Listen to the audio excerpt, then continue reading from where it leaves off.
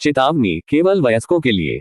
सावधान, इस वीडियो में 18 जोड़ वयस्क विषय, कड़क भाषा और जटिल कहानियां शामिल हैं, जो विशेष रूप से केवल परिपक्व दर्शकों के लिए है।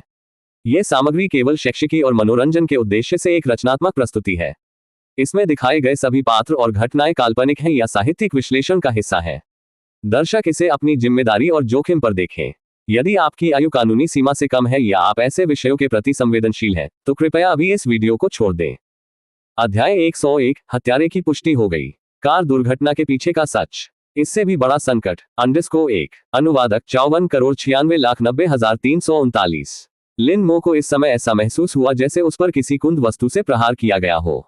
उसने लिन सियू को एकटक घूर कर देखा, जो अभी अभी जागी थी, लेकिन ऐसा लग रहा था कि उसमें कोई आत्मा नहीं है। यदि यह एक दुष्परिणाम है, फिर यह परिणाम बहुत गंभीर है। इस समय ली जिनवेन और लिन जियाओक्सियाओ, जो पहले से ही बाहर के लिविंग रूम में थे, कॉल बेल की आवाज सुनकर अपने ससुर के साथ वार्ड में चले गए। उनके पीछे निदेशक सोंग जुयान और कई अन्य विशेषज्ञ डॉक्टर, साथ ही नर्सें भी दौड़ पड़े। निदेशक सोंग और अन्य विशेषज्ञ वार्ड राउंड की तैयारी कर रहे थे। जब उन्होंने कॉल बेल सुनी, वे बिना किसी हिचकिचाहट के तुरंत आ गए। अस्पताल के बिस्तर पर लिन सियू अभिव्यक्तिहीन और अनुत्तरदायी बनी रही।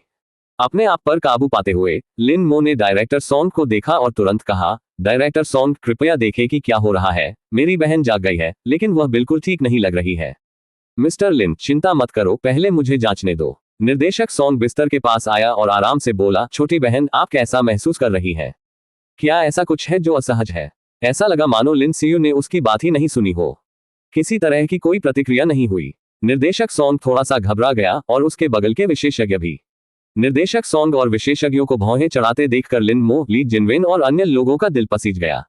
निर्देशक सोंग ने लिन सियू से प्रश्न पूछना बंद कर दिया और प्रश्नों की एक श्रृंखला प्रस्तुत करते हुए विभिन्न परीक्षाएं शुरू की।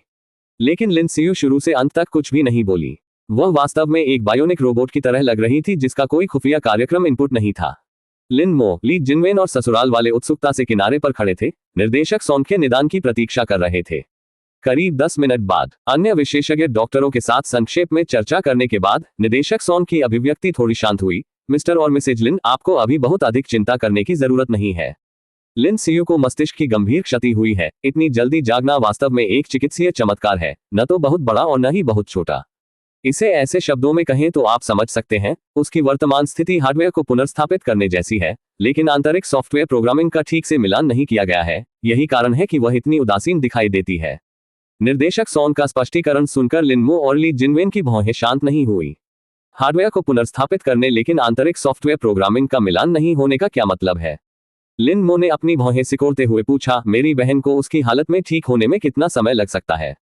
निर्देशक सोंग ने अपना सिर हिलाया। मी लिन, ये कहना सचमुच कठिन है, क्योंकि प्रत्येक व्यक्ति की स्थिति बिल्कुल अलग होती है। यदि ये तेज है तो इसमें केवल 1 या 2 दिन लग सकते हैं, लेकिन यदि यह धीमी है तो इसमें आधा साल या उससे भी अधिक समय लग सकता है। लिन मो का रंग बिगड़ता देख निर्देशक सोंग के माथे पर पसीना आ गया और उन्होंने झट से कहा, हालांकि श्रीमान लिन, कृपया आश्वस्त रहें कि इस अवधि के दौरान मेरी टीम और मैं लिन सियू की स्थिति का अध्ययन करना जारी रखेंगे और सभी प्रकार के उपचारों का प्रयास करेंगे। यदि पश्चिमी चिकित्सा काम नहीं करती है तो हम चीनी चिकित्सा से एक्यूपंक्चर आजमाएंगे। हम आपकी बहन को जल्द से जल्द ठीक होने में मदद करने की पूरी कोशिश करेंगे। ठीक है, लिन मो ने सिर हिलाया। धन्यवाद निर्देशक सोंग। वयस्कों का पूरा ध्यान लिन सियू की स्थिति पर केंद्रित था और किसी ने ध्यान नहीं दिया कि लिन जियाओक्सियाओ ने लिन सियू का हाथ लिया था और उसे धीरे से हिलाते हुए फुसफुसाया था, आंटी, आंटी, मुझे आपकी याद आती थी। आंटी। आवाज सुनकर सभी ने सहजता से लिन जियाओक्सियाओ की ओर देखा। हालांकि बिस्तर पर लिन सियू ने लिन जियाओक्सियाओ की बातों का जवाब नहीं दिया।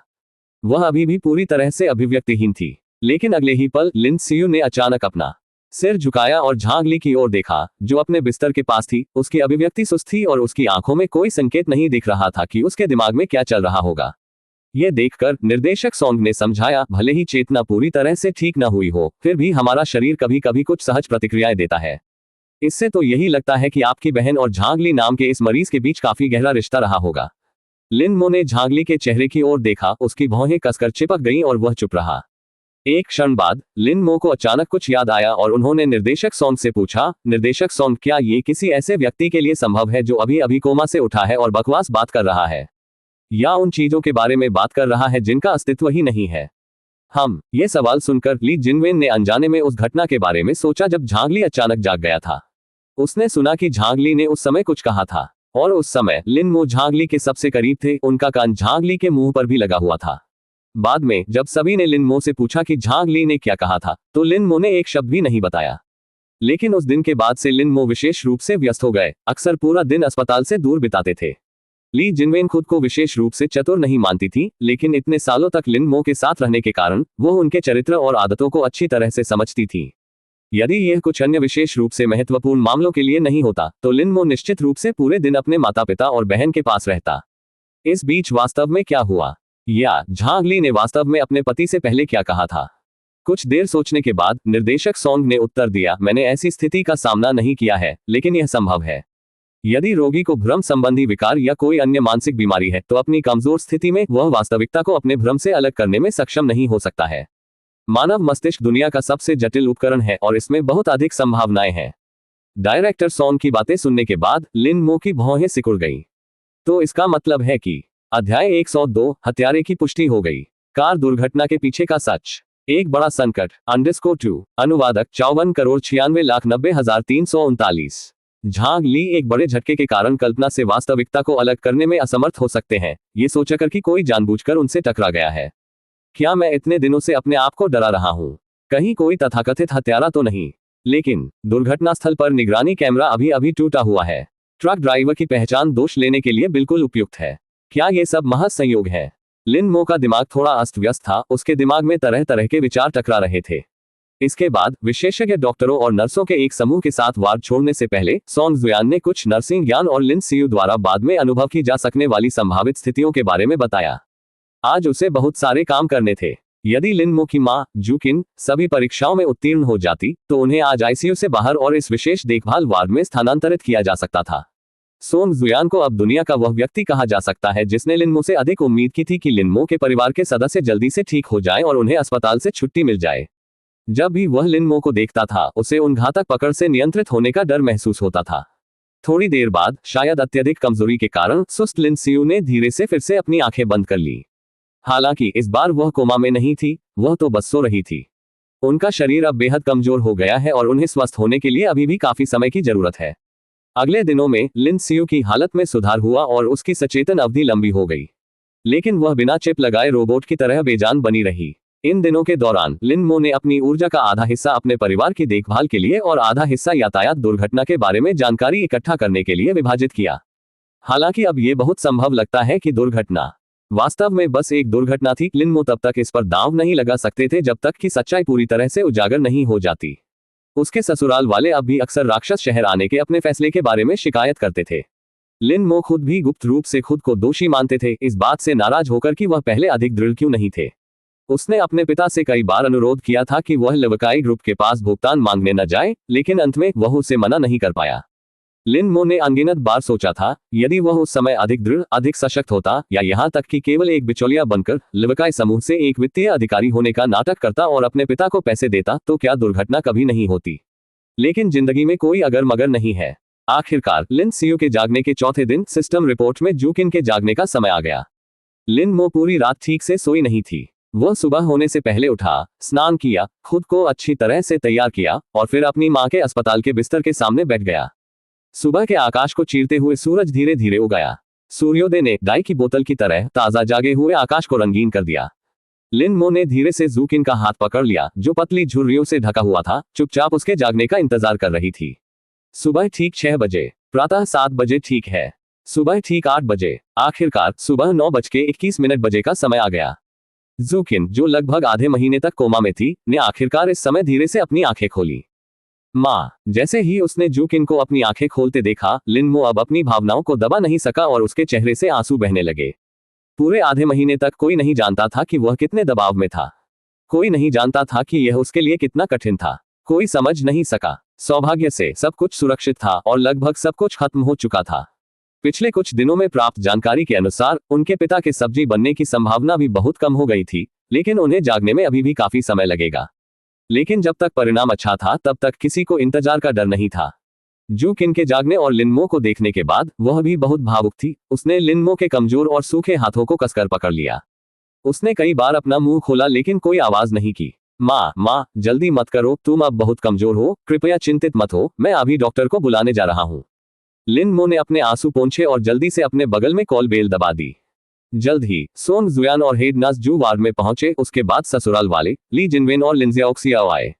माँ, ससुराल माँ, ओह आप आखिरकार जाग गईं। जियाओक्सियाओ, देखो दादी जाग रही हैं। दादी। वार्ड में सभी की भावनाएं बहुत तीव्र थीं और वे एक साथ रोए। हर कोई कृपया अपनी भावनाओं को नियंत्रित करने का प्रयास करे। रोगी अब बहुत कमजोर है और उसे बहुत अधिक भावनात्मक उतार चढ़ाव नहीं होना चाहिए। गीत जुयान ने सभी को याद दिलाया, फिर जू किन के बिस्तर के पास जाकर उसकी जांच की और कुछ प्रश्न पूछे। उन्होंने जू किन को बोलने के लिए नहीं कहा, जवाब में केवल पलकें झपकाईं। गहन जांच के बाद सोंग जुयान ने मुस्कुराते हुए कहा, मिस्टर लिन, बधाई हो, आपकी मां अब खतरे से बाहर है। ये वास्तव में आपके पिता को धन्यवाद है, वह वास्तव में बहादुर थे। यदि दुर्घटना के समय उन्होंने आपकी मां के शरीर की दृढ़ता से रक्षा नहीं की होती, तो आपकी मां को निश्चित रूप से अधिक गंभीर चोटें लगी होती। झाओ हुइक्सिन ने भक्तिपूर्वक अपने हाथ जोड़े और कहा, अमिताभ अमिताभ, ये वास्तव में बुद्ध का आशीर्वाद है, बुद्ध का आशीर्वाद। ली जिनवेन और लिन मो दोनों के चेहरों पर भी मुस्कुराहट दिखाई दी जो लंबे समय से गायब थी। आखिरकार यह कठिन समय बीतने वाला था। गीत जुयान ने फिर गंभीरता से कुछ और बिंदुओं का निर्देश दिया। चूंकि रोगी अभी अभी जागा था, कुछ शारीरिक क्रियाओं को अभी भी अनुकूलित करने की आवश्यकता थी। उन्हें उसे अधिक आराम करने देना चाहिए, उसे बहुत अधिक बातचीत में शामिल नहीं करना चाहिए, और वार्ड में कम लोगों को रखना सबसे अच्छा होगा। सोंग जुयान के निर्देशों को सुनकर केवल लिन मो को छोड़कर सभी लोग तुरंत वार्ड से बाहर चले गए। अपनी आंखों के चारों ओर लाल घेरे के साथ लिन मो ने जू किन का हाथ पकड़ा और आराम से फुसफुसाया, मां, अपनी आंखें बंद करो, थोड़ा आराम करो। अध्याय 103, हत्यारे की पुष्टि हो गई। कार दुर्घटना के पीछे का सच। एक बड़ा संकट। _3। अनुवादक 54,96,90,339। जू किन ने हल्के से अपना सिर हिलाया, जैसे उसे कुछ कहना हो, लेकिन जब उसने मुंह खोला तो कोई आवाज नहीं निकली। माँ और बच्चा दिल से जुड़े हुए हैं। लिन मो को पता था कि वह क्या पूछना चाहती है और उसने धीरे से कहा, चिंता मत करो, मेरी बहन कुछ दिन पहले जागी है और बहुत अच्छी तरह से ठीक हो रही है। हालांकि पिताजी अभी तक नहीं जागे हैं, उनके महत्वपूर्ण लक्षण बहुत स्थिर हैं और उन्हें जागने में ज्यादा समय नहीं लगना चाहिए। केवल अच्छी खबरें साझा करें, चिंताएं नहीं। बेशक लिन मो अपनी माँ को कुछ बुरी स्थितियों के बारे में नहीं बताएगा। वैसे झांग ली नाम का वह युवक भी ठीक हो रहा है। आप बस यहाँ उपचार पर ध्यान केंद्रित करें और एक बार जब आप ठीक हो जाएंगे तो हमारा परिवार फिर से एकजुट हो सकता है। यह सुनने के बाद जू किन की आंखों के कोनों से आंसू की 2 रेखाएं बह निकली और उसने प्रयास से सिर हिलाया, अंत में संतुष्ट होकर अपनी आंखें बंद कर ली। यह सुनिश्चित करने के बाद कि उसकी मां सो रही है, लिन मो वार्ड से बाहर निकल गया और अस्पताल में उच्चतम श्रेणी के आईसीयू कमरे के सामने चला गया।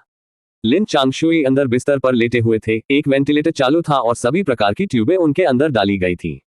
विभिन्न चिकित्सा उपकरण भी सुचारू रूप से चल रहे थे। पिताजी, मेरे पास आपके लिए अच्छी खबर है, मां भी जाग गई है और वह सीयू की स्थिति से भी बेहतर है, उन्होंने कहा। यहां तक कि डीन ने भी आपकी प्रशंसा करते हुए कहा कि आप जिम्मेदार और साहसी व्यक्ति हैं, आप वास्तव में बहादुर हैं। हमारा परिवार अब बस तुम्हें याद कर रहा है। तुम्हें जल्दी उठना होगा, नहीं तो मां निश्चित रूप से हर दिन तुम्हारे बारे में चिंता करेगी। जब आप जागेंगे, हम अपने गृहनगर वापस जाएंगे और गांव में एक विशाल यार्ड के साथ एक बड़ा विला बनाएंगे, जहां हम एक साथ रह सकते हैं और एक गहरी जिंदगी जी सकते हैं। पापा, कृपया जल्द ठीक हो जाएं। केवल आप ही हैं जिसका हम इंतजार कर रहे हैं। जू किन की रिकवरी जल्दी नहीं हुई। लिन सीयू व्हीलचेयर पर बैठ सकते थे और ताजी हवा के लिए बाहर जा सकते थे, लेकिन जू किन का भाषण अभी भी कुछ हद तक रुक रुक कर था। उसकी उम्र दिख रही थी, रिकवरी उतनी तेज नहीं थी जितनी कि एक युवा व्यक्ति की। गीत जुयान ने उन्हें यह भी याद दिलाया कि जू किन से एक समय में 10 मिनट से अधिक और दिन में 3 बार से अधिक बात नहीं करना सबसे अच्छा है। हालांकि दिन में आधे घंटे अपनी मां के साथ बातचीत करने में सक्षम होने से लिन मो को बहुत संतुष्टि महसूस हुई। उसे याद आया कि जब वह जीवन यापन के लिए फर्श ले जाता था तो वह 1 या 2 महीने तक उसे नहीं देख पाता था, केवल कभी कभार फोन कॉल कर पाता था। शायद यह वह नुकसान था जिसने उसे संजोना सिखाया और अब लिन मो अपनी मां के साथ बातचीत के हर पल को संजोकर रखता है। बेशक बातचीत के दौरान लिन मो ने भी सूक्ष्मता से कार दुर्घटना के बारे में कुछ सवाल पूछे। जू किन पीछे बैठा था और हल्की मोशन सिकनेस से पीड़ित था। उसने केवल कार में एक सफेद रोशनी जलती देखी जिसके बाद दुर्घटना हुई और कुछ नहीं जानती थी। लिन मो ने इन दिनों जांच करना नहीं छोड़ा था। अपनी मां और बहन का साथ देने के बाद वह दुर्घटना के पीछे की सच्चाई के बारे में अधिक जानकारी प्राप्त करने के लिए विभिन्न प्रयास करना जारी रखेगा। आधा महीना और बीत गया। रात में देर से लिन मो ने हमेशा की तरह अपनी मां के साथ कुछ देर तक बातचीत की, उसे धीरे धीरे सोते हुए देखा और फिर अपनी बहन के साथ समय बिताया। लिन सीयू की हालत में अभी भी कोई सुधार नहीं हुआ। हर दिन वह अचंभे में रहती थी। इससे कोई फर्क नहीं पड़ता कि उसने उससे क्या कहा, कोई प्रतिक्रिया नहीं हुई। सांस। कल की रिपोर्ट में कहा गया है कि कुछ समय बाद पिताजी भी कुछ दिनों में जाग जाएंगे। ये हमारे गृहनगर लौटने पर विचार करने का समय है। लेकिन एक बार जब हम चले जाएंगे तो कार दुर्घटना के बारे में जानकारी प्राप्त करना और भी मुश्किल हो जाएगा। शायद ये वास्तव में सिर्फ एक दुर्घटना थी। मैं बहुत घबरा गया हूँ, लगातार हवा से जूझता रहता हूँ। अरे, फर्श से छत तक की खिड़की के बाहर चमकते चांद को देखते हुए लिन मो फूट फूट कर मुस्कुराने से खुद को नहीं रोक सकी। यदि यह वास्तव में सिर्फ एक आकस्मिक कार दुर्घटना थी तो पिछले महीने में उनकी सभी हरकतें वास्तव में हास्यास्पद थीं। लेकिन अगर किसी को साजिश के सिद्धांतों को खारिज करना हो तो फिर ये सारी परेशानी खत्म होने वाली है। लिन मो ने एक गहरी सांस ली, फिर जोर से छोड़ी। पिछले कुछ दिनों से उन पर जो भारी दबाव था वह धीरे धीरे कम हो रहा था। डिंग, दैनिक रिपोर्ट तैयार की जा रही है। दैनिक रिपोर्ट तैयार करने का काम पूरा हो गया है। अचानक उसी समय आधी रात हो गई। सिस्टम की जानकारी एक बार फिर ताजा हो गई। आज की रिपोर्ट 1, आपने कल लिन सियू को देखा, संबंधित जानकारी प्राप्त की। लिन सियू को ठीक होने के लिए प्रोत्साहन की आवश्यकता है। 2, आपने कल लिन चांगशुई को देखा, संबंधित जानकारी प्राप्त की। लिन चांगशुई जल्द ही जाग जाएंगे। Dot opening square bracket. 3, आपने कल नॉर्थ सिटी के फर्स्ट सिटी हॉस्पिटल में प्रवेश किया, संबंधित जानकारी प्राप्त की। कल सुबह 9:33 बजे लिवकाई ग्रुप के चेयरमैन इलाज के लिए नॉर्थ सिटी के फर्स्ट सिटी हॉस्पिटल आएंगे। 4, आपने कल जूकिन को देखा, संबंधित जानकारी प्राप्त की। जूकिन 1 वर्ष में पूरी तरह से शारीरिक रूप से ठीक हो जाएगी। 5, आपने कल डैशकैम की जांच की, संबंधित जानकारी प्राप्त की। एक काली ऑडी A8 ने पुडोंग से नॉर्थ सिटी डिस्ट्रिक्ट तक झांगली की बिजनेस कार का पीछा किया। 6, आपने कल ली जिनशान को देखा, संबंधित जानकारी प्राप्त की। ली जिनशान और उनकी पत्नी जूकिन के लिए एक उपहार खरीदने पर विचार कर रहे हैं। 7, आप कल फैंगमिन हाईवे से गुजरे, संबंधित जानकारी प्राप्त की। कल दोपहर 4 बजे से 9 बजे तक एक गंभीर यातायात दुर्घटना होगी जिसके कारण 12 घंटे तक जाम रहेगा। 8, झांग येहुआ ने कल आपसे संपर्क किया, संबंधित जानकारी प्राप्त की। येहुआ एनिमेशन स्टूडियो सुचारू रूप से चल रहा है और फंडिंग का पहला दौर समाप्त होने वाला है। 9, आपने कल लिवकाई ग्रुप पर ध्यान दिया, संबंधित जानकारी प्राप्त की। 2 सप्ताह पहले शहर के नेता लिवकाई समूह का निरीक्षण करने गए थे और अवैतनिक वेतन की मांग करने वाले श्रमिकों का सामना किया, जिसने एक बुरा प्रभाव छोड़ा, जिसके परिणामस्वरूप लिवकाई समूह को एक बहुत ही महत्वपूर्ण नगरपालिका परियोजना खोनी पड़ी। गुस्से में और नशीली दवाओं के प्रभाव में अध्यक्ष चेन कैनन ने वेतन की मांग करने वाले मुख्य कार्यकर्ता लिन चांगशुई से बदला लेने के लिए व्यक्तिगत रूप से एक कार दुर्घटना की योजना बनाई।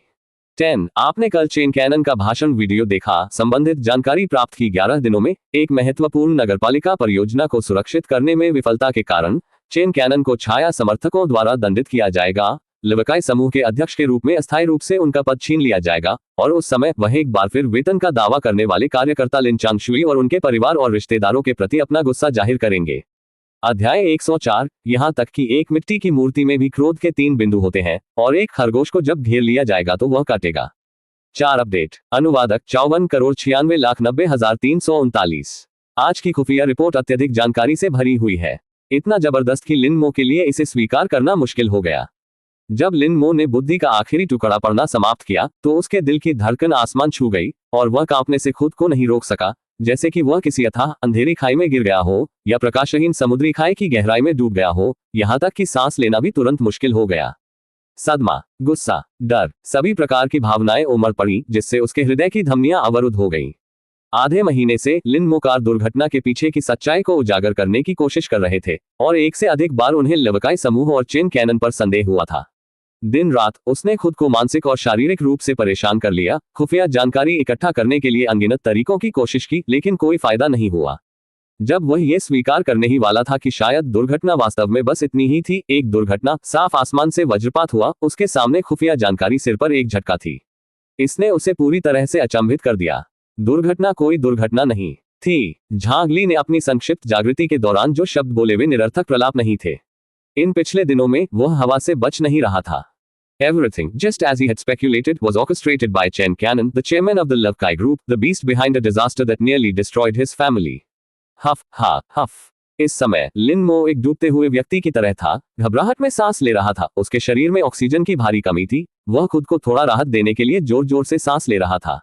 क्या करें, आगे क्या करना है? केवल 11 दिन। 11 दिन। यदि लिन मो के पास पर्याप्त समय होता तो लिवकाई समूह की तो बात ही छोड़ दे, भले ही चेन केनान स्वर्ग के सम्राट होते, लिन मो को विश्वास था कि वह धीरे धीरे अपना पूर्ण विनाश सुनिश्चित कर सकता है।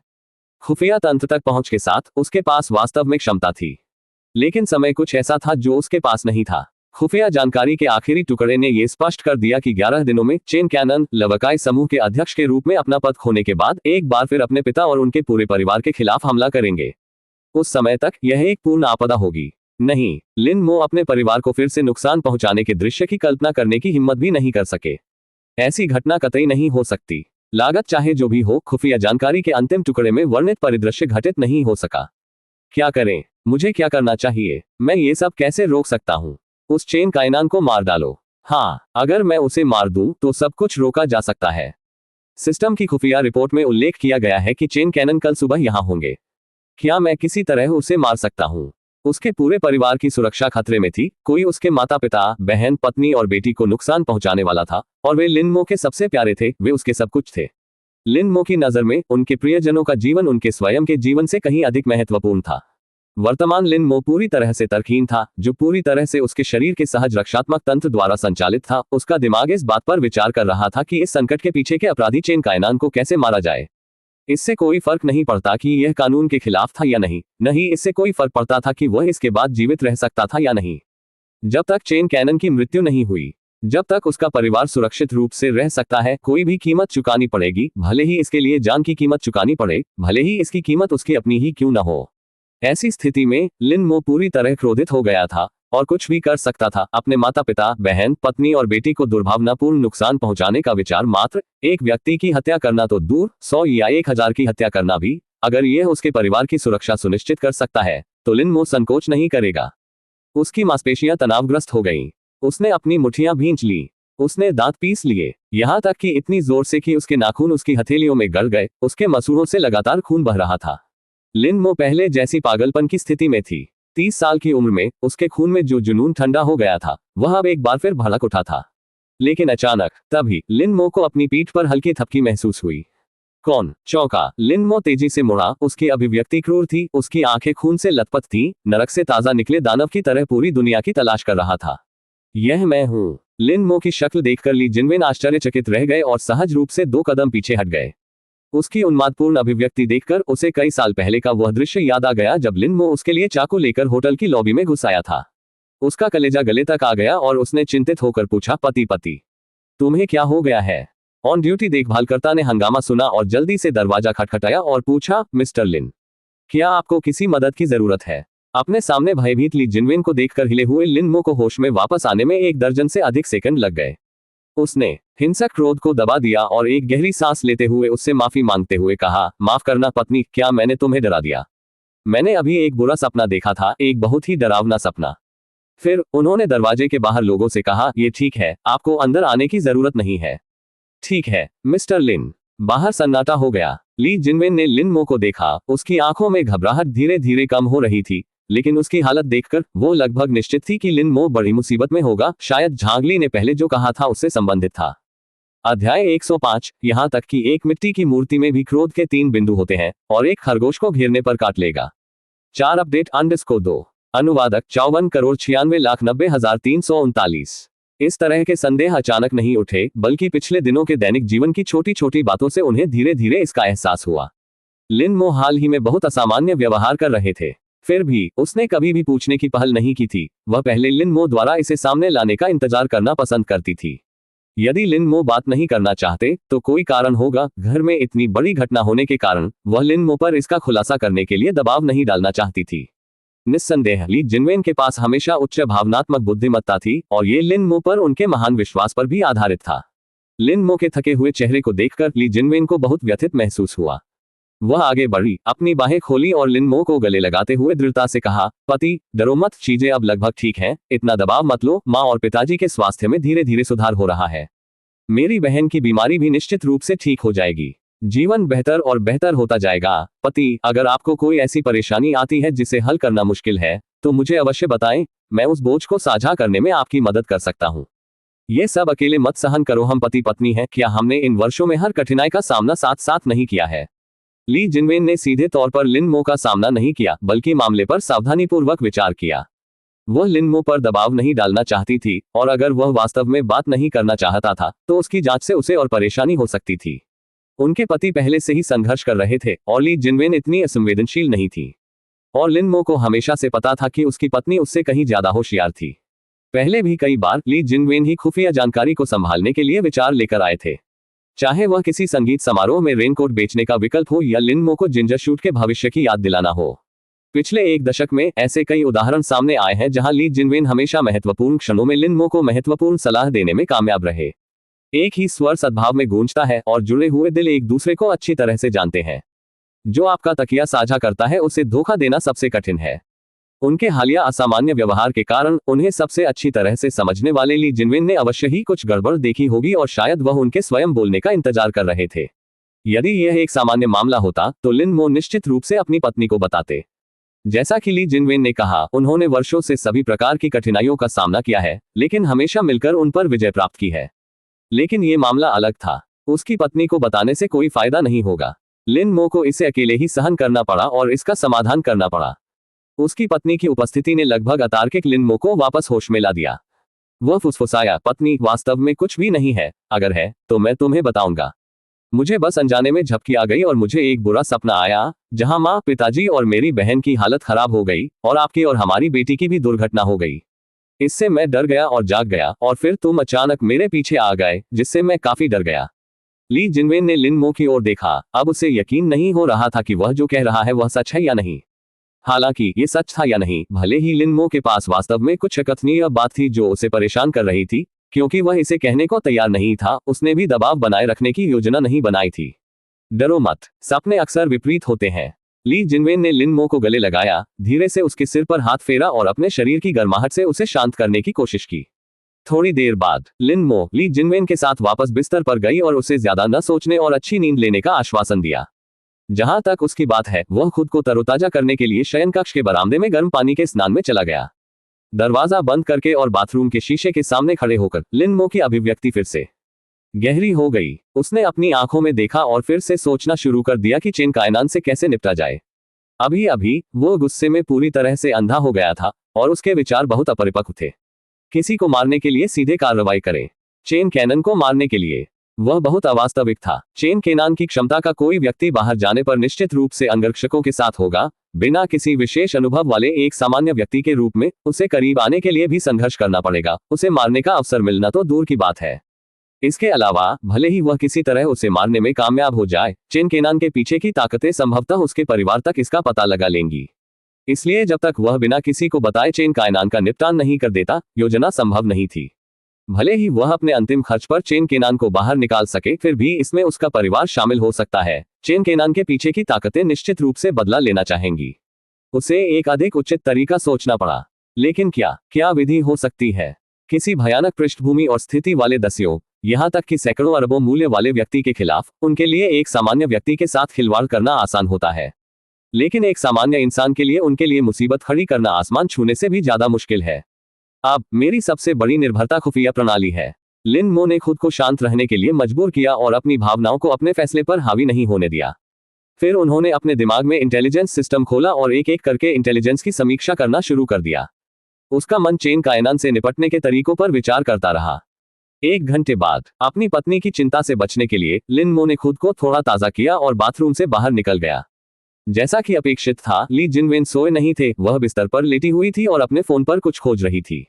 यह देखकर लिन मो ने अपनी आवाज धीमी की और पूछा, बहुत देर हो गई है, तुम अभी तक सोए क्यों नहीं?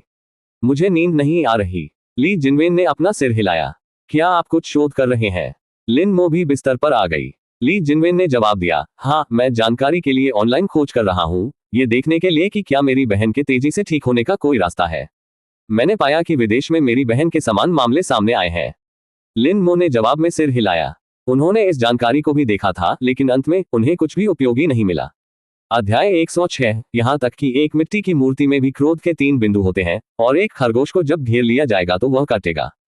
4 अपडेट _3। अनुवादक 54,96,90,339। कुछ सेकंड रुकने के बाद वह धीरे से बोला, वैसे पत्नी, मैं तुमसे कुछ बात करना चाहता हूँ। ली जिनवेन ने अपना फोन रख दिया। क्या बात है? लिन मो ने एक पल के लिए सोचा, फिर कहा, ये झाग ये हुआ कि एनिमेशन कंपनी के बारे में है जिसका मैंने आपको पहले उल्लेख किया है। अंकल ताई ने काफी पैसा निवेश किया है, लेकिन ऐसा लगता है कि वे हाल ही में कुछ परेशानी में पड़ गए हैं। चाचा ताई बंधे हुए हैं और दूर नहीं जा सकते, इसलिए वह चाहते हैं कि मैं स्थिति को समझने के लिए उनके पास जाऊं। यह देखकर उसका पति अनिच्छुक लग रहा था। तुम्हारे क्या विचार हैं? बेशक मैं वास्तव में जाना नहीं चाहता। अब वह समय है जब माँ और मेरी छोटी बहन को अपने साथ किसी की सबसे ज्यादा जरूरत है और पिताजी किसी भी समय जाग सकते हैं। मैं नहीं जा सकता, लेकिन मुझे नहीं पता कि अंकल ताई को कैसे मना करूं।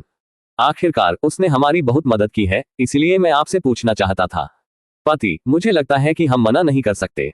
जैसा आपने कहा, अंकल ताई ने इस बार हमारी बहुत मदद की है। ऐसी उच्च गुणवत्ता वाली चिकित्सा देखभाल का आनंद लेने में सक्षम होना भी उनके संबंधों के कारण है। अंकल ताई के बिना माँ, पिताजी और लिन जियाओक्सियाओ इतनी अच्छी तरह से ठीक नहीं हो पाते। तो चाहे कुछ भी हो, तुम्हें जाना ही होगा। अस्पताल के बारे में चिंता मत करो, मैं यहाँ हूँ, और तुम्हारे ससुर और सास भी। हम उनकी अच्छी देखभाल करेंगे। जाने में सहज महसूस करें और जैसे ही आप सब कुछ कर लें, वापस आ जाएं। ली जिनवेन बहुत समझदार थे, और ऐसा इसलिए था क्योंकि लिन मो उसे जानती थी कि उसने वही कहा था जो उसने किया था। इसके बाद लिन मो ने बार बार जाने के लिए अपनी अनिच्छा व्यक्त की क्योंकि यह सामान्य प्रतिक्रिया थी। यदि वह बहुत उत्सुक दिखता तो ली जिनवेन को निश्चित रूप से महसूस होता कि कुछ गड़बड़ है।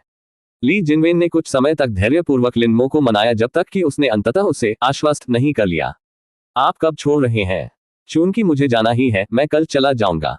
अंकल ताई कहते हैं कि यह बहुत जरूरी है, लेकिन चिंता मत करो पत्नी।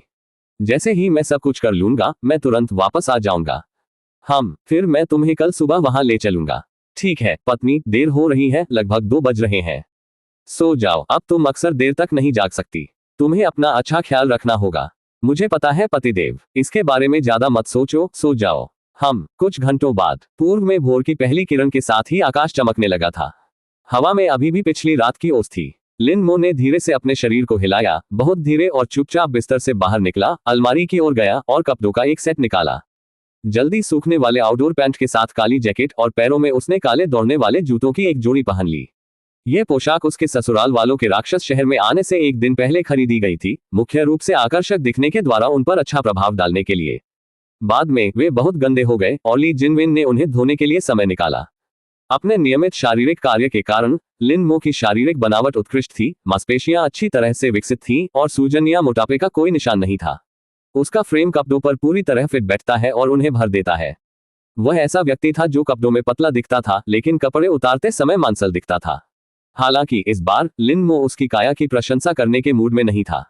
टोपी पहनने के बाद उसने कुछ जरूरी चीजों के साथ एक बैग अपने कंधे पर उठाया और दरवाजे की ओर बढ़ गया। अपना हाथ ठंडे दरवाजे के हैंडल पर रखते हुए लिन मो फिर से झिझके बिस्तर पर लौट आए, ली जिनवेन को एक चुंबन दिया और फिर उनकी बेटी लिन जियाओक्सियाओ को चूमा। वह नहीं जानता था कि जाने के बाद उसे क्या सामना करना पड़ेगा, न ही वह कभी वापस आएगा या नहीं। लेकिन एक बात लिन मो को निश्चित थी, यह था कि वह निश्चित रूप से चेन हेनान के मामले का ध्यान रखेगा, चाहे कोई भी कीमत चुकानी पड़े। भले ही इसका मतलब नाटकीय रूप से एक के लिए एक व्यापार करना हो, वह अपने परिवार की बाकी जिंदगी के लिए सुरक्षा सुनिश्चित करेगा। निस्संदेह ये सबसे खराब स्थिति थी। लिन मो का इरादा यथासंभव अपनी सुरक्षा सुनिश्चित करते हुए चेन कायनान के खतरे को पूरी तरह से खत्म करना था। वह नहीं चाहता था कि उसके माता पिता अपने बच्चे को समय से पहले विदा कर दें, उसकी पत्नी विधवा हो जाए या उसकी बेटी अनाथ हो जाए। वह जो चाहता था वह पूर्ण विजय था, बाल बाल बचना नहीं। पत्नी, मैं जा रहा हूँ। अपना और हमारी बेटी का ख्याल रखना। मेरे लौटने का इंतजार करो। लिन मो ने एक नोट छोड़ा, आखिरी बार बिस्तर पर अपनी खूबसूरत पत्नी और समझदार बेटी को देखा, झिझकना बंद कर दिया, निर्णायक रूप से मुड़ा और कमरे से बाहर चला गया। जीवन अप्रत्याशित है। लिन मो वास्तव में भव्य महत्वाकांक्षाओं से रहित व्यक्ति था। उसने बड़ी दौलत की तलाश नहीं की। पर्याप्त घर, अच्छी कार और अपने परिवार के साथ सुखी, शांतिपूर्ण जीवन जीना उनकी सबसे बड़ी आकांक्षा थी।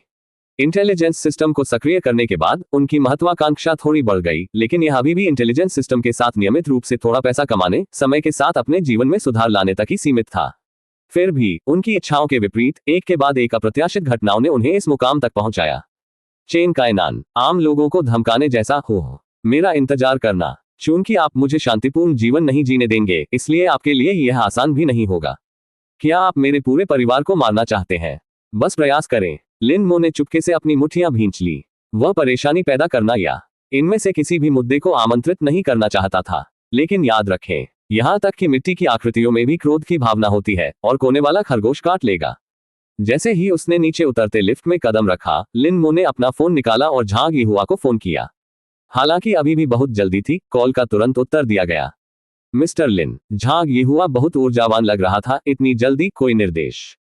क्या तुमने पूरी रात की नींद ली? सोए नहीं? हाँ, मुझे इसकी आदत है। मैं हाल ही में देर तक जागता रहा हूं और दिव्य सिंहासन को जल्द से जल्द पूरा करने की कोशिश कर रहा हूं। अपनी सेहत का ख्याल रखना। मुझे याद है कि दूसरी किस्त का भुगतान जल्द ही होने वाला है।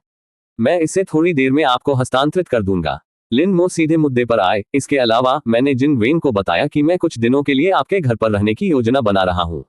अगर वह आपको बुलाती है तो चूक मत जाना। विस्मयादिबोधक चिन्ह। अध्याय 107, 101। यहाँ तक कि एक मिट्टी की मूर्ति में भी क्रोध के 3 बिंदु होते हैं और एक खरगोश को घेरने पर काट लेगा। 4 अपडेट। अनुवादक 54,96,90,339। दूसरे भुगतान के बारे में सुनकर झांग येहुआ बहुत प्रसन्न हुआ। उसने पहले से ही अगले भुगतान के बारे में पूछताछ करने के लिए इन कुछ दिनों में लिन मो से संपर्क करने की योजना बनाई थी, क्योंकि स्टूडियो के फंड खत्म होने वाले थे। लेकिन जब उसने लिन मो का अगला वाक्य सुना तो झांग येहुआ तुरंत उत्साहित हो गया। मिस्टर लिन, आप संभवतः सोच नहीं सकते। ये वैसा नहीं है जैसा आप सोचते हैं। लिन मो झांग येहुआ के साथ छोटी सी बातचीत के मूड में नहीं थे। बस इतना ही होगा, मैं फोन रख रहा हूं। फोन रखने के बाद लिन मो ने दूसरा भुगतान झांग येहुआ को हस्तांतरित कर दिया। एक पल के विचार के बाद उन्होंने आगे बढ़ना जारी रखा और एक और किस्त हस्तांतरित कर दी, जिससे उन्होंने झांग येहुआ के लिए योजना बनाई गई सभी निवेश राशि का अग्रिम भुगतान कर दिया। अगले 11 दिनों में वह जो काम करने जा रहा था वह अत्यधिक जोखिम भरा था और यहां तक की संभावना थी कि वह अपनी जान भी जोखिम में डाल सकता था। इसलिए बेहतर होगा कि सभी निवेश निधि को पहले ही झांग येहुआ को हस्तांतरित कर दिया जाए। यदि उन्हें किसी दुर्भाग्य का सामना करना पड़े तो यह निवेश उनके परिवार के लिए भारी संपत्ति ला सकता है। परेशानी से बचने के लिए मैंने आपके साथ सभी निवेश निधियों का एक ही बार में निपटान कर दिया है। कड़ी मेहनत करो और मेरे भरोसे को मत तोड़ो। लिन मो ने झांग येहुआ को संदेश भेजा। फिर उसने ली जिनवेन को युहांग के लिए बुक किए गए अपने टिकट का स्क्रीनशॉट भेजा और उससे कहा कि चिंता न करे, वह पहले ही जा चुका है और उसके लौटने का इंतजार करे। उसके बाद लिन मो ने शेंजुओ कार रेंटल ऐप के माध्यम से एक हाई स्पेक फोक्सवैगन टॉरेक किराए पर लिया। इसकी कम प्रोफाइल और उत्कृष्ट प्रदर्शन का विकल्प चुना और अपने पते पर डिलीवरी सेवा को चुना, जो नॉर्थ सिटी के फर्स्ट सिटी हॉस्पिटल का पार्किंग स्थल था। चूंकि वह चेन कैनन से मिलने जा रहा था और लवकाई ग्रुप के साथ जुड़ने वाला था, एक कार अपरिहार्य थी और निश्चित रूप से वह अपनी विलिंग मिनी नहीं चला सकता था।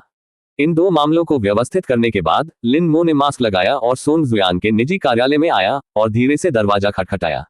ड्यूटी शेड्यूल के अनुसार सोंग जुयान को अब अस्पताल में ड्यूटी पर नहीं रहना था, लेकिन जब से वह लिन मो के परिवार के लिए मुख्य चिकित्सक बने, सोंग जुयान ने शायद ही कभी अस्पताल छोड़ा हो, किसी भी समय लिन मो के बुलावे का इंतजार किया हो। इसके अलावा उन्हें आज एक बहुत ही महत्वपूर्ण मरीज से मिलना था, इसलिए उन्होंने काम जल्दी शुरू कर दिया था। अंदर आए। आवाज सुनकर लिन मो ने दरवाजा धक्का दिया और अंदर चली गई। लिन, यह आप हैं? लिन मो को देखकर सोंग जुयान ने तुरंत मेडिकल रिपोर्ट उसके हाथ में रख दी। उसके आश्चर्यचकित चेहरे पर एक विनम्र मुस्कान आ गई। वह लिन मो का स्वागत करने के लिए उठे और पूछा, आप व्यक्तिगत रूप से क्यों आए?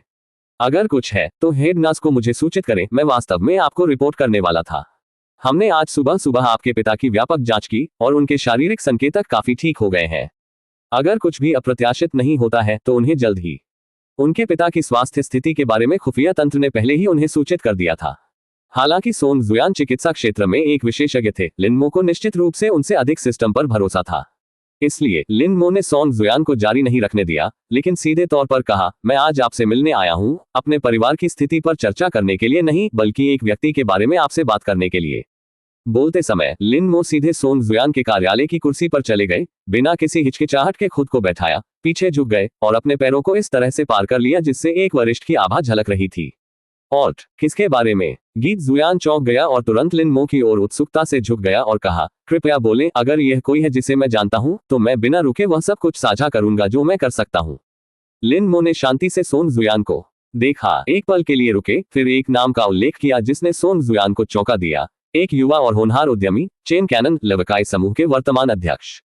निर्देशक सोंग को उनसे परिचित होना चाहिए, क्या आपको नहीं? अध्याय 108, चेन कायनान की पागलपन भरी आलोचना। पहला सीधा संपर्क। एक और अपडेट। अनुवादक 54,96,90,339। चेन कायनान। ये नाम सुनकर सोंग जुयान का दिल सहज रूप से हिल गया और उसका मस्तिष्क अवचेतन रूप से तेजी से सोचने लगा।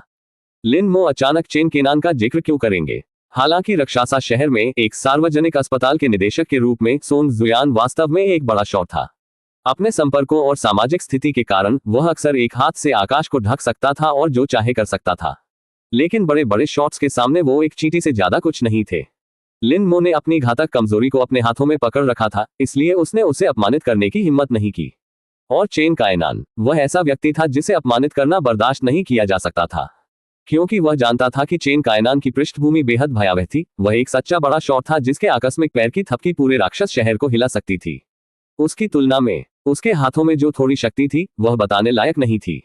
इसे दूसरे पक्ष द्वारा एक उंगली के झटके से बुझाया जा सकता है। और लिन मो ने अचानक चेन केनान का उल्लेख किया। वर्षों के तीव्र अंतर्ज्ञान ने सोंग जुयान को बताया कि लिन मो और चेन केनान के बीच कुछ अप्रिय बात होनी चाहिए, और अगर वह इन दो लोगों के बीच शामिल हो गया तो उसका भाग्य निश्चित रूप से अच्छा नहीं होगा, वह बलि का मोहरा भी बन सकता है। जब देवता लड़ते हैं तो मनुष्यों को कष्ट होता है।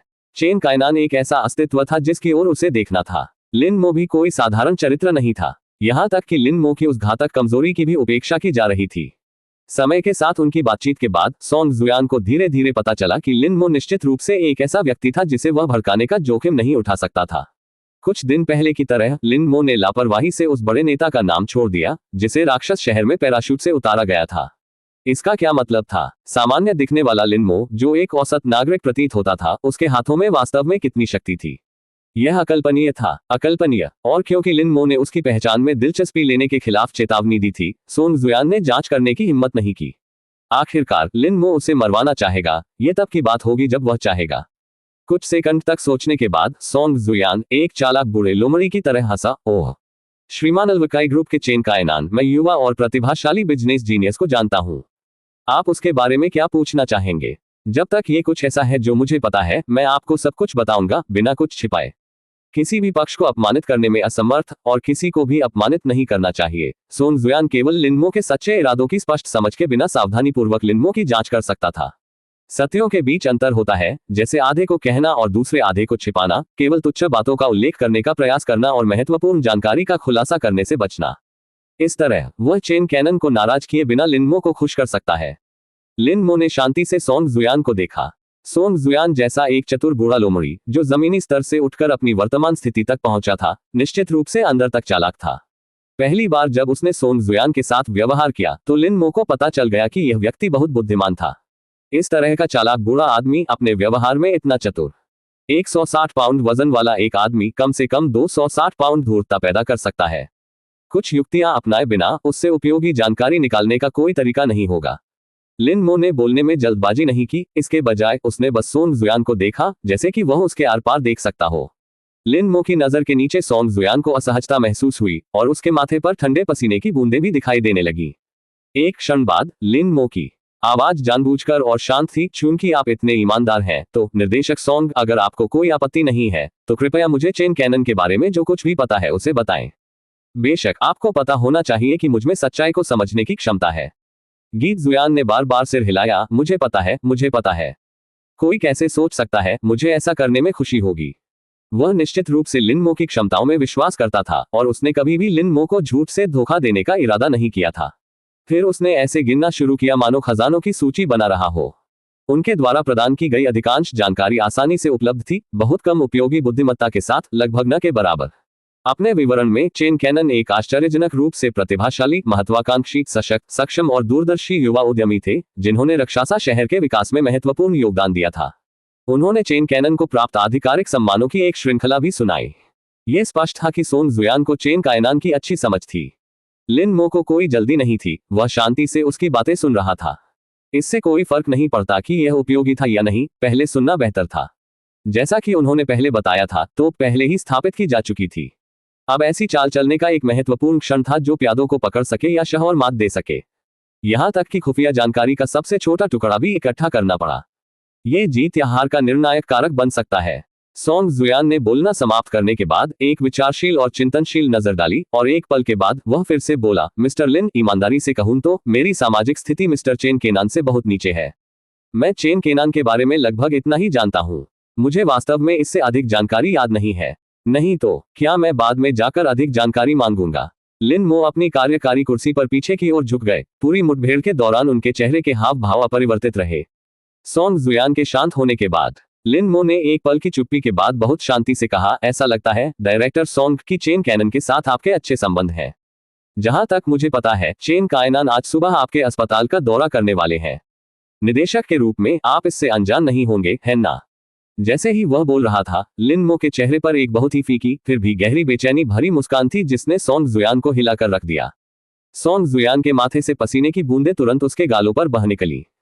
अध्याय 109 चेन कायनान की पागलपन भरी आलोचना। पहला सीधा संपर्क। एक और अपडेट _2। अनुवादक 54,96,90,339। उसे उम्मीद नहीं थी कि लिन मो को वास्तव में इसके बारे में पता होगा। आपको पता होना चाहिए कि चेन कायनान का यात्रा कार्यक्रम अक्सर अत्यधिक गोपनीय होता था। केवल उनके बहुत करीबी लोगों को ही इसके बारे में पता हो सकता है, और जहां तक चेन केनान की चिकित्सा स्थिति का सवाल है, तो इसकी और भी कड़ी सुरक्षा की गई थी, जिसके बारे में बहुत कम लोगों को पता था। यहां तक कि उन्हें आज सुबह ही सूचना मिली थी कि चेन कायनान का कार्यक्रम निर्धारित है। आज अस्पताल का दौरा करने के लिए। क्या ऐसा हो सकता है? क्या लिन मो ने चेन केनान के करीब एक गुप्त एजेंट को तैनात किया था? सोंग जुयान का माथा ठंडे पसीने से लथपथ था और उसने जल्दी से कहा, ओह हाँ हाँ, आप देख रहे हैं कि मैं कितना भुलक्कड़ हूँ, बूढ़ा हो रहा हूँ और सब कुछ आपके परिवार के चिकित्सा मुद्दों में भाग लेने में इतना व्यस्त हूँ कि मैं इस मामले के बारे में पूरी तरह से भूल गया।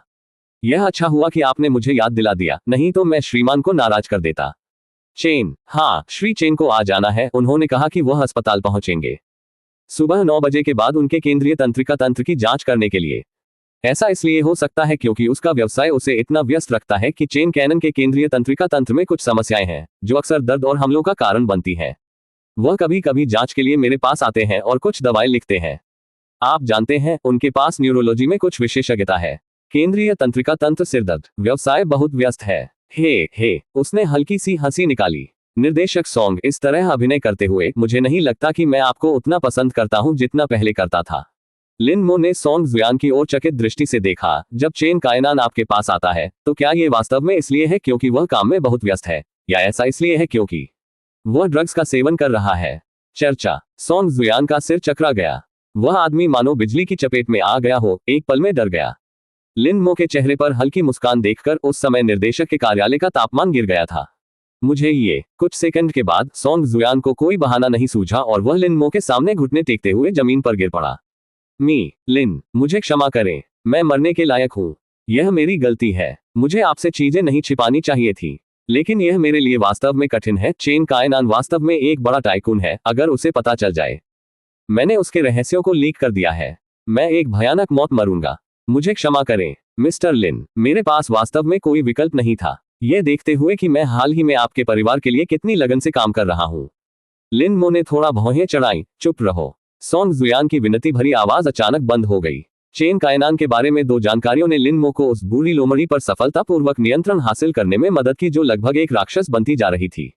1 दर्जन सेकंड से अधिक समय तक सोंग जुयान पर ठंडी निगाहें जमाए रहने के बाद लिन मो ने आखिरकार फिर से कहा, यह पहली बार है और मुझे उम्मीद है कि आखिरी बार आप मुझे जवाब न देने का विकल्प चुन सकते हैं, लेकिन मैं इस तरह की टालमटोल वाली प्रतिक्रिया नहीं सुनना चाहता। समझा? हाँ। सोंग जुयान ने बार बार अपना सिर हिलाया। लिन मो की शक्ति एक बार फिर उनकी अपेक्षाओं से अधिक हो गई थी। उसे न केवल आज सुबह चेन केनान की नियुक्ति के बारे में पता था, बल्कि उसे चेन केनान के नशीली दवाओं के उपयोग के इतिहास के बारे में भी पता था। यह डरावना था। उसने अब लिन AM0 को धोखा देने के बारे में कोई विचार रखने की हिम्मत नहीं की। हाँ, वह चेन कायनान से डरता था, वह बहुत प्रभावशाली व्यक्ति था, लेकिन अब लिन मो ने उस पर जो दबाव डाला वह चेन कायनान से कहीं अधिक था। चूंकि आप ये कर सकते हैं, तो खड़े हो जाओ और बोलो। लिन मो ने थोड़ा सिर हिलाया। अब मुझे एक बार फिर से चेन केनान के बारे में वह सब कुछ बताएं जो आप जानते हैं। हाँ, गाना जुयान उठ खड़ा हुआ, जोर से निगल गया और सुनाना शुरू कर दिया, और इस बार यह पहले से पूरी तरह से अलग कहानी थी। चेन कायनान हमेशा से एक पागल आदमी था। राक्षस शहर के ऊपरी इलाकों में हर कोई इसे जानता था। उनका व्यक्तित्व विचित्र और विचित्र था। वह अपने व्यवहार में बेहद हिंसक था और उसने अनगिनत पाप किए थे। लेकिन यह ठीक इसलिए था क्योंकि वह क्रूर और पागल था, इसलिए वह व्यापार जगत में अजेय था। क्या वह कम अजेय हो सकता है? जिन्होंने उसकी बात नहीं मानी वे कुचले गए। बाद में, क्योंकि वह बहुत अधिक पागल और बेकाबू था, उसके परिवार ने उसे विदेश भेज दिया। लेकिन विदेशों में भी ये कहा गया कि उनका व्यवहार बेहतर नहीं था, और इससे भी बुरी बात यह थी कि उन्हें नशीली दवाओं की गंभीर लत लग गई थी। यह नशीली दवाओं के कारण भी था कि उसे कई शारीरिक समस्याएं होने लगी, यहाँ तक कि नियमित मानसिक परेशानियां भी होने लगी, जिसके कारण उसने अत्यधिक कठोर कदम उठाए। स्थिति को प्रबंधित करने के लिए उन्होंने रक्षासा शहर के सबसे उत्कृष्ट न्यूरोलॉजी विशेषज्ञ की तलाश की, जो सोंग जुयान था। यह वह अवसर था जिसने सोंग जुयान को उपनिदेशक के पद तक पहुंचाया, जिससे आज उन्हें सफलता मिली।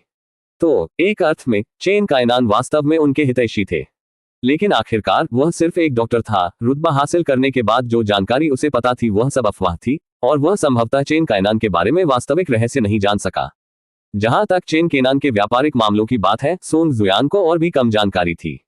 हालांकि सोंग जुयान के वृतांतों के माध्यम से लिन मो को मोटे तौर पर यह समझ में आ गया था कि चेन केनान अपने सावधानीपूर्वक तैयार किए गए मुखौटे के नीचे किस तरह का व्यक्ति था।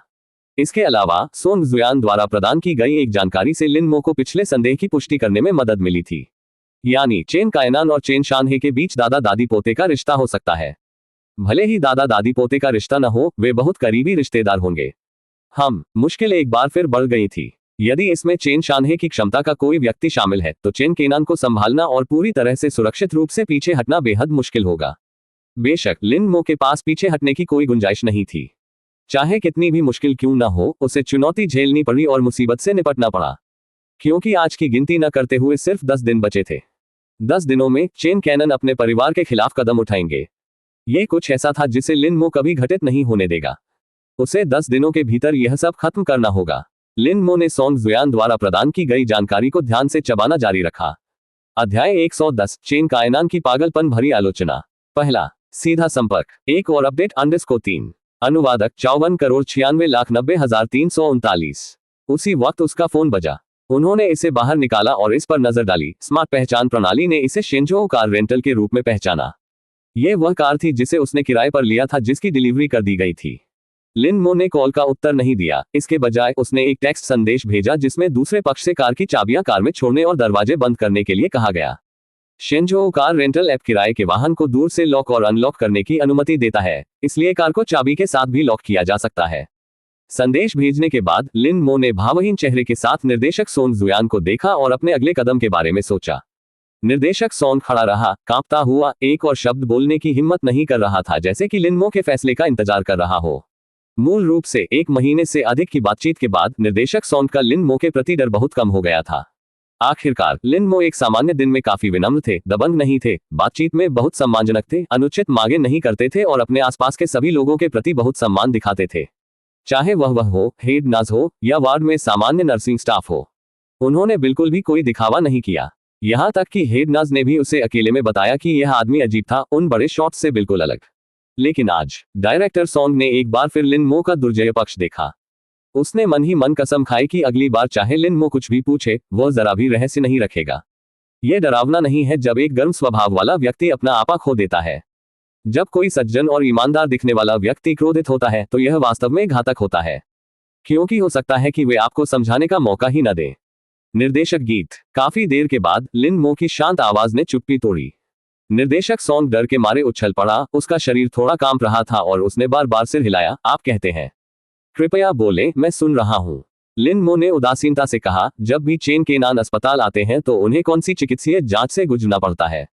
क्या केवल आपको ही उपस्थित रहने की अनुमति है? इस बार कुछ भी न रोकने का निश्चय करते हुए निर्देशक सोंग ने तुरंत जवाब दिया, उनके पास आमतौर पर सिर का सीटी और एमआरआई स्कैन होता है, और फिर वह मुझसे कुछ नालोक्सोन और नालमेफिन मांगते हैं, जो ऐसी दवाएं हैं जो नशीली दवाओं की लत के लक्षणों से राहत दे सकती हैं। ये सिर्फ मेरी उपस्थिति नहीं है, वहां आमतौर पर अन्य डॉक्टर और नर्सें होती हैं, ठीक है, और उसके अंगरक्षक भी होते हैं। वह दिखावे के बारे में बहुत परवाह करता है। इसे स्पष्ट रूप से कहें तो वह बहुत घमंडी है और उसे खूबसूरत महिलाएं सबसे ज्यादा पसंद हैं। वासना उसके फैसले पर हावी हो जाती है। समय आने पर मैं न्यूरोलॉजी विभाग के कई विभाग प्रमुखों और कुछ युवा महिला नर्सों के साथ पार्किंग स्थल में गुप्त रूप से उनका स्वागत करूंगा। लिन मो ने बिना किसी प्रतिबद्धता के गुनगुनाया। फिर एक पल सोचने के बाद उन्होंने कहा, डायरेक्टर सोंग, क्या आप मुझे एक सफेद कोट ला सकते हैं? मैं बाद में आपके साथ आऊंगा। मैं क्या करने जा रहा हूं इसके बारे में मत पूछो और उत्सुक मत हो। याद रखें, अब आपके पास कोई मौका नहीं है, दोबारा चतुर बनने की कोशिश न करें। निस्संदेह निर्देशक सोंग को पता था कि इस समय क्या अधिक महत्वपूर्ण है और क्या कम महत्वपूर्ण है। बिना किसी हिचकिचाहट के उसने बार बार सिर हिलाया। हाँ, मैं तुरंत तुम्हारे लिए सफेद कोट तैयार करूंगा। आप निश्चिंत हो सकते हैं, मैं आपसे वादा करता हूं, जो अप्रियता अभी हुई है वह दोबारा कभी नहीं होगी। लगभग 1 घंटे बाद निदेशक सोंग न्यूरोलॉजी विभाग के कई निदेशकों और कुछ नर्सों के साथ अस्पताल के पार्किंग गराज के तीसरे भूमिगत स्तर पर इंतजार कर रहे थे। यह क्षेत्र आमतौर पर जनता के लिए खुला नहीं था, आंतरिक अस्पताल के उपयोग के लिए आरक्षित था और आमतौर पर सुरक्षा द्वारा संरक्षित किया जाता था। लिन मो सफेद कोट पहने और मास्क पहने हुए भीड़ के बीच विनीत रूप से खड़े थे। समय धीरे धीरे बीतता गया। ठीक 9 बजे के बाद एक काली ऑडी A8 उनके पास आकर रुकी। हालांकि यह जानते हुए कि अंदर बैठा व्यक्ति चेन केनान नहीं था, बल्कि चेन केनान के गुर्गों में से एक था, निर्देशक सॉन्ग फिर भी विनम्रतापूर्वक उसके पास आया और सक्रिय रूप से उसके लिए कार का दरवाजा खोला। कार को देखने पर लिन मो ने तुरंत खुफिया रिपोर्टों में उल्लिखित ऑडी A8 के बारे में सोचा, जिसने पुडोंग से नॉर्थ सिटी डिस्ट्रिक्ट तक पूरे रास्ते झांगली द्वारा संचालित बिजनेस कार का पीछा किया था। हालांकि ऑडी A8 ऐसा थे। लिन मो मदद नहीं कर सका, लेकिन अपनी मुठ्ठियां कसकर भींच ली। उसका दिल मत गया, क्योंकि कार में बैठा अपराधी शायद वही हो सकता है जिसने उसके माता पिता और बहन को नुकसान पहुंचाया हो। उसी समय चेहरे पर भयंकर चोट के निशान वाला एक व्यक्ति 4 सूट पहने गुर्गों के साथ कार से उतरा। निर्देशक सॉन्ग ने उत्सुकता से उनसे संपर्क किया। जख्मी व्यक्ति ने उसे नजरअंदाज कर दिया और केवल अपने अधीनस्थों पर हाथ लहराया। चारों गुर्गे समझ गए। तेजी से भीड़ के बीच से गुजरते हुए एक एक करके डॉक्टरों के शरीर की तलाशी ली। यह देखकर लिन मो को अपनी पीठ पर ठंडा पसीना महसूस हुआ। भाग्यशाली, सौभाग्य की बात है कि उसने सोन कायनान की हत्या करने के अवसर का संभावित रूप से लाभ उठाने के लिए चाकू लाकर आवेग में आकर कार्य नहीं किया था। वास्तव में उनके मन में ऐसा विचार आया था, जिसे अंततः उन्होंने खारिज कर दिया, क्योंकि उनका मानना था कि अभी इसका समय नहीं आया है। और अब ऐसा लग रहा था कि अगर उसने सचमुच ऐसा किया होता तो चेन कैनान से मिलने से पहले ही वह खत्म हो गया होता। इसी तरह इस घटना ने लिन मो के लिए एक चेतावनी के रूप में काम किया। चेन कायनान जैसे किसी व्यक्ति के साथ व्यवहार करना ऊपर से रस्सी पर चलने जैसा था, जहां एक भी विवरण को नजरअंदाज करने का मतलब घातक गिरावट हो सकती है। आखिरकार निर्देशक सॉन्ग ने पहले जो उल्लेख किया था, उसके अनुसार चेन कायनान एक पागल व्यक्ति था, जिसने व्यवसाय में अपने वर्षों के दौरान अनगिनत दुश्मन बनाए थे। यहां तक कि उनकी मजबूत और डरावनी पृष्ठभूमि के बावजूद चेन कैनन के निधन की गुप्त रूप से कामना करने वाले लोगों की संख्या अनगिनत थी। चेन कायनान संभवतः सावधानी से कैसे नहीं रह सकते थे, ये जांचने के बाद कि सभी डॉक्टर और नर्स स्पष्ट हैं। अंगरक्षक रणनीतिक रूप से 4 अलग अलग कोनों में बस गए। लिन मो ने देखा कि उनकी कमर उभरी हुई थी। उन्हें समझ नहीं आ रहा था कि उनके पास बंदूकें हैं या इसी तरह के हथियार।